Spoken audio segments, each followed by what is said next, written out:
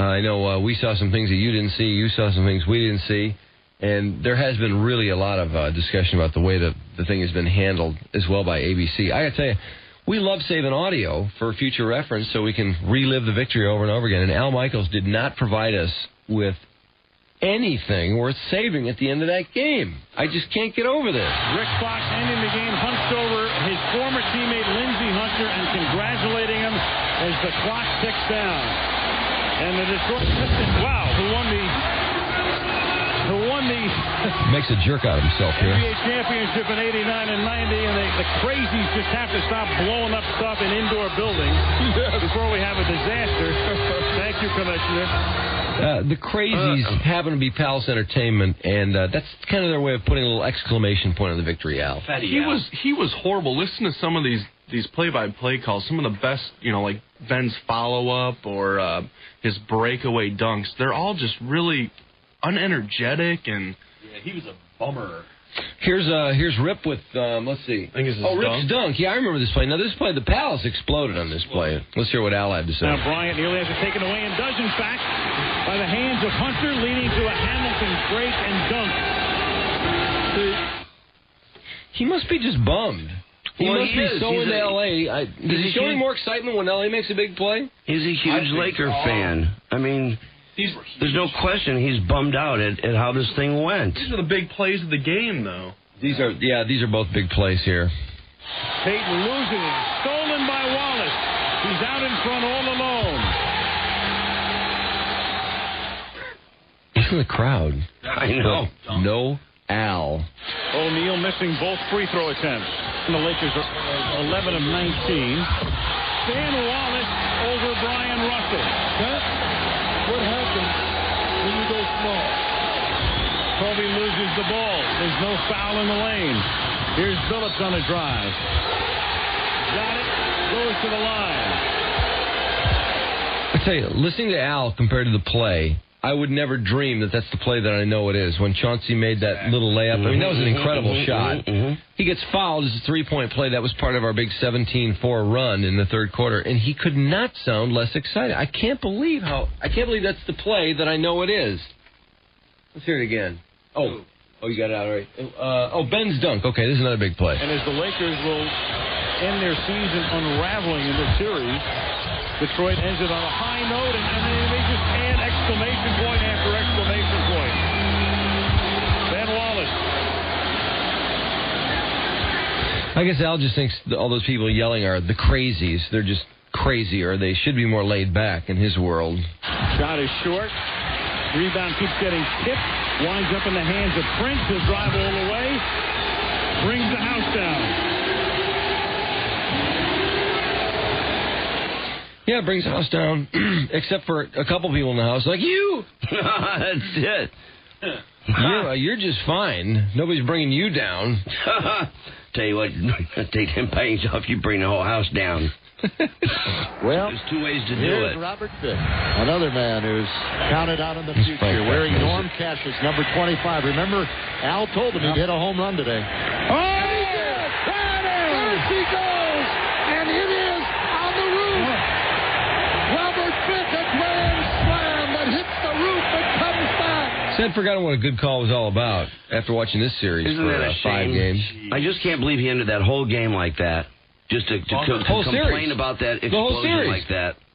The crazy. It's just disgusting. Not to mention just Doc Rivers just yabbering all night. I mean, the game is going on. He's just yabbering and yabbering and yabbering. Blah, blah, blah, blah, blah, blah, blah. Oh. Your calls at 313-298-WRAF. Yeah. Hey, Nick, go ahead. Hey, how's it going, guys? Good, Nick. How are you? I just got to tell you, man, I'm so glad somebody's finally saying something about Al Michaels and Doc Rivers. I cannot listen to Doc Rivers without the L.A. Lakers anymore. I know. He was the best at this. Derek Fisher's the best at taking fouls. Absolutely ridiculous. I'm so glad they beat him in 5 because about 2 more games of that, I would have had to have gone down. I know, and Doc Rivers, who sounds very much like Super Dave Osborne, that guy, I'm so sick of that voice of his, that gravelly voice, and he just mindlessly babbles through the whole game. That dude never shuts up. I don't know why Doc Rivers would have any kind of L.A. bias. I'm amazed. That doesn't make sense to me at all. I know, but he sure was. I didn't listen to much of the TV coverage, so I can't really say much myself, but everybody seems upset about it. Is this Mike? Yeah, how you guys doing? Good, Mike. What's up? Oh, man, Al Michaels has a remarkable resemblance to Monotone Man. In high school, our English teacher, she got lazy. She put the tape in instead of reading it, and the guy had showed no emotion whatsoever. It's horrible. And at the end, when they were showing, like, the Pistons, when they were passing around the trophy and everything, they cut to the commercials. Who's the first commercial we see? Shaquille O'Neal. Yeah, yeah, that was funny. That's really great. I meant to make a note of that. That was comical. What was this commercial for? Oh, it's for Icy Hot. Okay. Yeah, it was so comical. Right after this horrible, crushing defeat. Well, I'm sure they didn't quite plan it that way. No. Hey, Mark. Hey, guys. What's up? Hey, Mark. Good. And Michaels and Rivers are pathetic. They sure are. The Pistons were on their way to building the lead. It was 10 or 12 points at one point in the third quarter, and they said that they were in a dangerous game, that the Pistons were, and that the fans were nervous. It was ridiculous. We were blowing them out. I can honestly say, as a viewer, in being at the game, I never felt threatened by the Lakers in that game. No, never. Yeah, they were up 14-7 early. And of course, the Pistons kind of rallied. But but we were dominating throughout. Started. What's that? The party was started in the third period. Yeah, oh, yeah. When we went on that 17-4 run. And to be honest, at halftime, we'd opened up a nice cushion, and we were just ready to expand on it in the third quarter. Every time I looked up, it was 64-53, 67-55. I mean, it was always a nice cushion. There was never really any concern. No, never. It was just autopilot, really. Let's see. How about Joe? Joe, you're on the air. Okay. Go ahead. Clearly Al Michaels is a bitter gambler. I mean, there's no doubt that he probably figured out all the money he was going to make during announcing the game and bet it all, and then saw it all. He just saw it all unfolding before him that he lost. I wonder how hard would it be to express excitement if you were losing a lot of money on the team that was winning the game? I think I'd have a really hard time doing that. And I have no idea what Al does with his money or if he bets on games. He probably, I would imagine, in terms of his deal, I bet they would highly frown on him spending very much money to gamble in casino. No, I'm sure he's not doing that. Not to mention the fact that given the way he was, he'd have to be betting on every single game because every game he was his lopsided coverage. I've never heard of him having any kind of gambling issues. No, I'm sure not. Let's see. I can see how somebody would say it sounded like that. Is this Nathan? Yeah. Go ahead, Nathan. You're on the riff. All right. When after the game, when Memo Decor had his arms up in the air, his armpits were all shaved. Huh? Memo? Yeah. Shaved armpits? Shaved, are you sure they weren't just kind of sparse? No, they were shaved. Memo, stop it. It's funny you noticed that. His arms up in the air and his arms are all shaved. Can we just pretend that's a European thing? European thing. I don't like that. Hairy armpits. If anything, the women certainly don't shave their pits in Europe. But maybe the guys do. I said, can we just pretend? I just don't like it. He's our guy. I didn't notice that. That's funny. That's hysterical. Yikes. Marcus. Hey, Marcus, you're on the riff. Hey, guys, what's going on? Hey, how you doing? Doing great, man. I love the show. One thing I noticed the most was on the little pregame stuff where they have, like, the theme song and they're showing a bunch of highlights. It was almost entirely Laker highlights. Like, they'd show Kobe dunking or Shaq dunking, and they'd show Rip Hamilton walking off the bench. You mean when they would go to commercials or whatever? No, like before the game when they had the 24 Live theme song for the NBA Finals. Oh, okay. See, I didn't see that. That was... Well, yeah, that's just more of the same. It's like we've been saying with all these games. Every time they would go to commercials, it was the same type of thing. It would be Lakers, Pistons, Lakers, and then off to commercials. Mark SportsCenter doing the same thing? Yeah, count the number of Laker highlights versus Pistons, especially for the first half. Mm-hmm. I noticed, because I was all over ESPN when I got home last night, there was so much discussion about what is Kobe going to do now, what is Phil Jackson going to do now. Oh, and, what about Rasheed Wallace?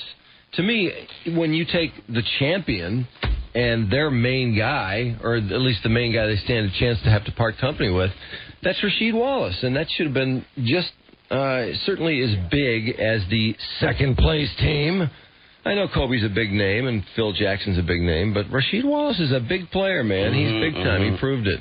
Well, yeah, it's just like throughout everything. It was always, what are the Lakers doing wrong as compared to what are the Pistons doing right? You know what I mean? Instead of giving the Pistons credit, like, oh boy, the Pistons are really they're really rebounding. They're great. They're great on a fast break. They're great. They're really have their offense going. Instead of those types of things, instead it's always Laker-oriented. What are they doing that's wrong? Or just the focus. You know, it's just disgusting. Anything to where they can keep saying Lakers, Lakers, Lakers, Lakers, Lakers. I think we beat this Al Michaels thing into the ground pretty well. We sure have. If you want to drop another email, feel free, but I really feel like we've pretty well covered this thing. And we left them a message, too, so we've done our part. And not to mention the NBA. That's right. Talk to their tabulator. That's right. Kevin, you're on the riff. Hey, good morning, guys. How's everything? Good, man. Good. Good. I'm just calling to make comments in regards to David Stern's speech with the trophy presentation. What about it? He was as biased as Al Michaels. What did David Stern do? You know, I don't know if you heard it while you were there, Drew, but it was almost like the surprise accolades he was giving the Pistons in their win. And I can't remember his comments verbatim, but, you know, it was almost like they came out of nowhere and won it. And everybody was surprised by it, including everybody at home. I was watching it. Well, I'm definitely curious to give another listen. Against the celebrated and valiant effort by the Los Angeles Lakers, your Detroit Pistons demonstrated that fairy tale endings do actually occur in sports, as rare as they may be. Fairy Against tale? all expectations, but because of hard work, very hard work, and teamwork, I'm delighted to congratulate Bill Davidson, the owner of the Pistons, Tom Wilson, Joe Dumars, particularly Coach Larry Brown, and of course, the city of Detroit, who believed in this team. And this team met their expectations, even though no one else expected it. So you mean no one else expected? 2004 NBA champion Detroit Pistons. Congratulations, and here's the trophy. It was an upset, but come on, fairy tale? Oh, ridiculous. Fairy tale? I mean, they were outplayed constantly. This team beat Indiana, 61 wins. The Nets, they've been in the finals the last 2 years. The Bucks aren't a bad team either. This is not a fairy tale. Hell no. Rolled over everybody decisively. John, you're on the ref. Hey, guys, how you doing? Hey. I'll tell you what the most pathetic part of the evening was at the end of the ABC broadcast when Michaels and Rivers were doing their closing. All Rivers could come up with was congratulating Al Michaels on his professional quadruple crowd, he said, announcing a World Series, a Stanley Cup playoff, a Super Bowl, and now the NBA championship. That's all needed. Quadruple crown. Yeah, I don't think there was anything to congratulate Al Michaels for anything. It's pathetic. That was his first NBA Finals. Jason, go ahead. Jason, are you there? No. WRIF, good morning.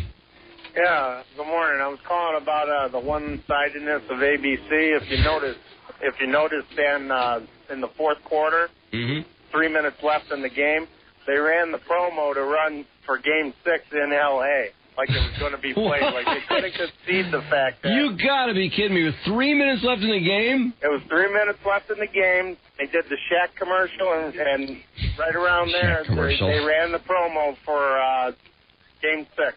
Oh, man, I'm shocked. I can't believe that is so moronic. That sounds like somebody asleep at the wheel. Like maybe they got it logged in there and somebody would pull it out. Yeah. But wow, that is just dumb. WRIF, good morning. Yeah, I think we talked about Larry Brown's wife. Oh, Larry Brown's wife. She's hot, isn't she? She's hot. Me and my wife said there's no way. That's got to be his daughter or his granddaughter. No, that's his wife. That is his wife. She looks like Catherine Bell. Oh, she's a good-looking woman. She kept showing her up there. I'm like, oh, this guy's doing all right, man. Yeah, she's really cute. We've got her frozen on the screen now. Does anybody see Catherine Bell? Yeah, someone emailed that, too. God, she's really cute. Really cute, yeah. Well, really he deserves a hot babe. He's an NCAA champ, an NBA champ. He played on an ABA champ. He outcoached all these people. Championships equal hot chicks. Yep. Don't bring her around the locker room, man. You should be leaving them. Hey, come on. This is a team. There's no I in team. She's seen it all before. Let's see. Steve, what's up? Hey, guys. Did anybody notice at the end of the game Isaiah's jersey was hung over the rafters so you couldn't see his number retired, but you could see Bing's and Dumars and everything else? They showed it on the coverage, and we were thinking conspiracy because the way everybody feels about Isaiah versus Joe getting a championship first. So I don't know. Well, I don't know. I really don't have that sense of competitiveness. I would imagine that Isaiah would be happy for Joe. That thing was down like normal 2 games ago, game 4. It was down? It was hanging normal, that Thomas one, and when the pyrotechnics went off and the explosion in the pregame, it blew that thing. Is that right? Yeah. Oh, wow. It went up and over, and it was still like it last night. Oh, man. God, people are seeing conspiracies all over the place. Yeah. Something. Jeez. Let's see, Dave? Yes. Go ahead, Dave. You're on the riff. Hey, guys. I want to tell you a great show. Thank you. And another thing, just like the comment on Stephen A. Smith was so anti-Piston and how Steve Smith? the Lakers are playing. Stephen A. Smith. Oh, okay. Not Steve Smith, the guard. Just obnoxious the whole time. And then when things were going his way, he just sat there and pouted after the NBA analyst after every game. It was ridiculous. Yeah, I'm amazed. It seems like we can eliminate one. Look, we're done with Al Michaels. We're done with Aretha Franklin. It's like anybody can find within ABC. The LA Times sports writer. It's like on and on and on. The T.J. Simmers. Those pieces are just royally annoying. In fact, I urge people not to even go on the web and see him. He is such a Detroit hater. At least he's honest about it. He was indicating that we all need some kind of medicine to get through a day here. It's so bad. And that was just from taking a ride from the airport to the Palace of Auburn Hills, which I think is ridiculous. You know, since when is a championship about whether there's a few, ratty buildings in a town or... Oh, not to mention really L.A., stupid. Like that's a pretty thing, trying to work your way from LAX to wherever you're going with the traffic and the smog out there. Give me a break. Hey, Michelle. That was a horrible article. What's up, Michelle? Well, I didn't know if you guys noticed on Fox 2 this morning, there was a clip with Sergei Fedorov. Oh, yeah? One of the Fox 2 reporters, they're like, oh, look who we ran into. It's Sergei Fedorov, and he was outside a bar in Pontiac. Huh, it's funny. He's been around here a lot. I have to say, for a guy that, literally took the money and ran and seemed to have some... And then the reporter said, hey, like, basically something like, oh, who are you rooting for? Or, because he plays in L.A. now.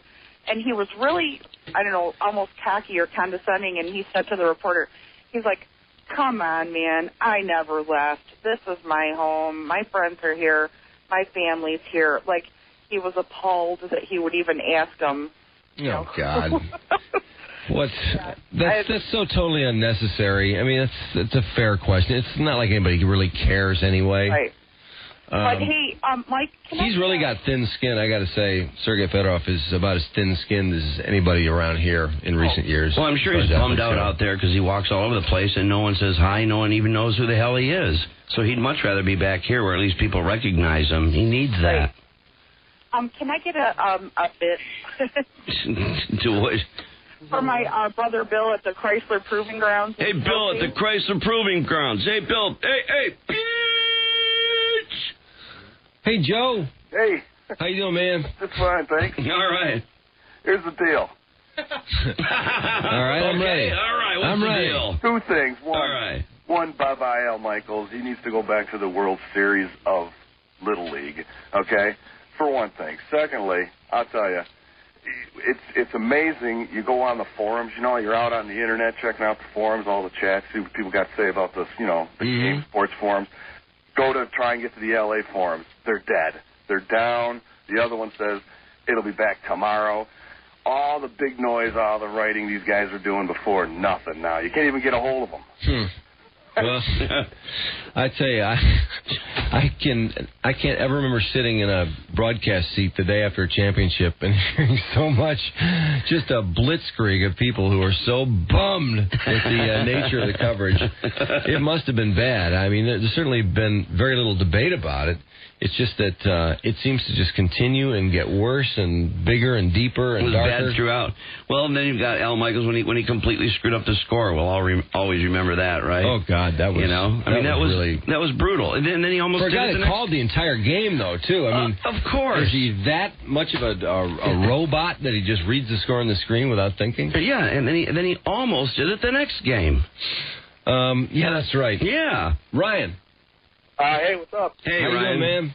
You guys are hilarious. I just wanted to call and say, how much does that suck for the Portland Trailblazers? I mean, how long was Rashid there? And he's with the Pistons for about 50 games and wins an NBA title.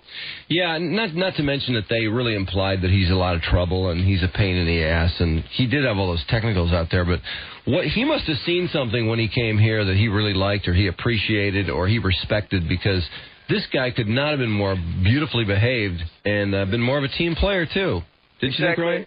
Exactly. I saw him talking after the game, and he was just like, you know what, this team was great before I even came here. Larry Brown was awesome, and he's like, I'm just glad Joe brought me here. I wish they could sign him real soon. Just get it done, get it out of the way, get it over with, so people don't have to sweat it out, and he could just focus on being a Piston next year. Yeah, and hopefully repeat. I mean, that would be even better. Yeah, I don't know. This team is so young. I don't know why in the world they couldn't. Chauncey was already talking about that. He said he wants to do it again next year. Well, trust me, they're all going to be talking and thinking about it. But there's nothing going on with this team that would tell you that they can't do it. The only good things are coming. Milicek is going to get older every year. He should be a little more experienced. Who knows? Next year, maybe he can contribute 5 points and 5 rebounds a game or something. He certainly hasn't shown much when he's played, but if you think back to a lot of these guys at 18, it's awfully tough, not to mention all the cultural things he's dealing with. I hope that there's a chance for this guy up the road, or that we don't give up on him too soon. Eldon Campbell is a possibility of losing, but that's not a critical loss at all. The heart of this team, Chauncey, Rip, Ben, Rashid, cross your fingers. Mm-hmm. Those 4 guys. Who else is in the heart of this team? Yeah, Tayshaun Prince is just in his second year. Oh, he's going to be really something. And a lot of our bench guys aren't that old either. Corliss is a relatively young guy. So much ability and so young. Memo Okur. Mm-hmm. This guy's a great talent that they do not want to let go, and they're willing to pay a lot of money, because there are people who will probably spend $6-7 million for Memo, but he's probably within range for the Pistons. And it looks to me, if they sign Rasheed Wallace, they're set. They're ready to go. They're ready to start thinking about defending that championship. By the way, I read something really funny about Rasheed in Sports Illustrated. He went through, I don't know if he's hip to this in Detroit, because this was in Portland, but for a long time he got tired of the media out there, just disgusted, and wouldn't talk to the media. And I guess they finally said, look, you can't just blow off the media. You've got to at least, when the time, there's a certain amount of time after the last buzzer goes off or whatever, that the media's invited in and talk to him. You got to say something. You cannot blow off the media continually. And I think they threatened him with some fines or whatnot. Anyway, Rasheed went through a period of, and they made it sound like it was pretty lengthy, where he would just say, both teams played hard. And that was all he would say. That was the only actuality. Every game, the reporters, when the time came, go, hey, Rasheed, what did you think of the game? And Rasheed would just go, both teams played hard. That's all I got to